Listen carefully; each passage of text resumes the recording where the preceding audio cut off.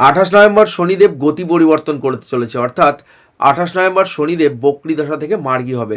আর এই শনিদেবের গতি পরিবর্তনের ফলে জ্যোতিষ জগতে কিন্তু এক উল্লেখযোগ্য পরিবর্তন আসতে চলেছে, অর্থাৎ 12টি রাশির মধ্যে 4টি রাশির কিন্তু এই সময় গোল্ডেন টাইম চলবে, অর্থাৎ এই সময় এই 4টি রাশি কিন্তু মালামাল হবে।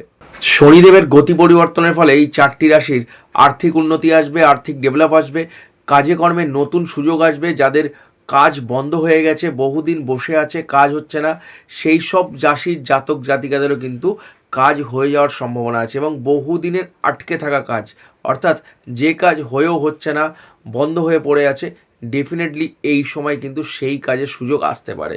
তো এই 4টি রাশি কী কী? 1 নম্বর হলো মেষ রাশি, 2 নম্বর হলো মিথুন রাশি, 3 নম্বর হলো মীন রাশি এবং 4 নম্বর হলো ধনু রাশি। তো ডেফিনেটলি আপনার রাশি কোনটা অবশ্যই কমেন্টে লিখে জানান এবং ভিডিওটি একটা শেয়ার করুন।